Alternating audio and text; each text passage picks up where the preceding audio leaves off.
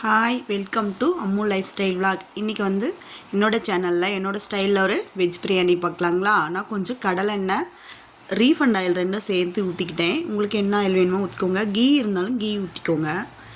தாளிப்புக்கு வந்து 2 பிரியாணி இலை, 2 பட்டை சின்ன துண்டு, 1/4 ஸ்பூன் சோம்பு, 2 நட்சத்திரம், 2 பிரியாணி மராட்டி முக்கு, லவங்கம், இதெல்லாம் ஸ்பைசஸ் எல்லாம் கொடுத்து தாளிச்சுக்கோங்க. ஒரே ஒரு பச்சை மிளகாயை கீரி போட்டுக்கோங்க. பெரிய வெங்காயம் வந்து 3 பெரிய வெங்காயம் நான் எடுத்துக்கிட்டேன். பெரிய வெங்காயம் எந்த அளவுக்கு அதிகமாக எடுத்துக்கிறோமோ அந்த அளவுக்கு பிரியாணிக்கு டேஸ்ட்டு கொடுக்கும். வெங்காயம் வந்து பொன்னிறமாக வர வரைக்கும் வதக்கிக்கோங்க. 1 ஸ்பூன் இஞ்சி பூண்டு பேஸ்ட்டு சேர்த்திக்கோங்க. நான் அதை வந்து ஸ்கிப் ஆகிடுச்சு. சேர்த்திட்டு 2 சின்ன சின்ன பழமாக தக்காளி பழம் சேர்த்திக்கோங்க. சேர்த்திட்டு அதுக்கு உப்பு சேர்த்துக்கிட்டிங்கன்னா கொஞ்சம் சீக்கிரம் வதக்கி கொடுக்கும்.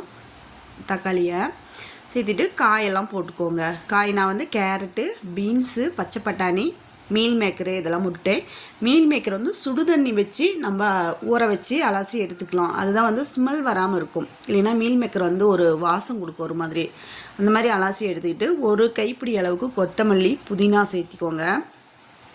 சேர்த்திட்டு 1 ஸ்பூன் மிளகாத்தூள் காரத்துக்கு. நீங்கள் காரத்துக்கு தகுந்த மாதிரி மிளகாத்தூள் எடுத்துக்கோங்க. எனக்கு வந்து இன்றைக்கி 1 ஸ்பூன் மட்டும் எடுத்துக்கிட்டேன். 1 ஸ்பூன் பிரியாணி மசாலா. இது வந்து நானே ஹோம்மேடாக செஞ்சதுங்க. ரொம்ப டேஸ்ட்டாக இருக்குது, நல்லா இருந்துச்சு பிரியாணி மசாலா. 1 ஸ்பூன் மல்லித்தூள் சேர்த்துட்டு தயிர் வந்து ஒரு பாக்கெட் தயிரில் 1/2 பாக்கெட் தயிர் சேர்த்திக்கிட்டேன். இதுக்கு வந்து 1.5 டம்ளர் அரிசிக்கு இவ்வளோ எடுத்துக்கிட்டேன். நான் 1/4 லிட்டர் டம்ளரில் 1.5 டம்ளர் அரிசி எடுத்தேன். அதுக்கு இவ்வளோ தயிர் இந்த அளவுக்கு அளவெல்லாம் எடுத்துக்கிட்டேன். நீங்கள் எந்த அளவுக்கு எடுத்துக்கிறீங்களோ அதோட இன்க்ரீஸ் பண்ணிக்கோங்க.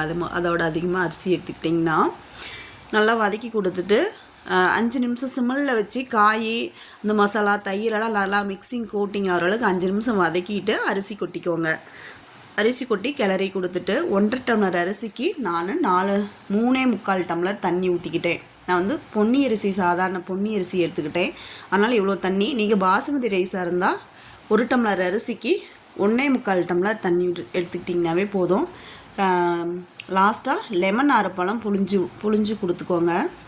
புழிஞ்சு கொடுத்து நல்லா கிளறி கொடுத்து உப்பு காரம் எல்லாம் பார்த்துட்டு மூடி போட்டு மூடிடலாம்.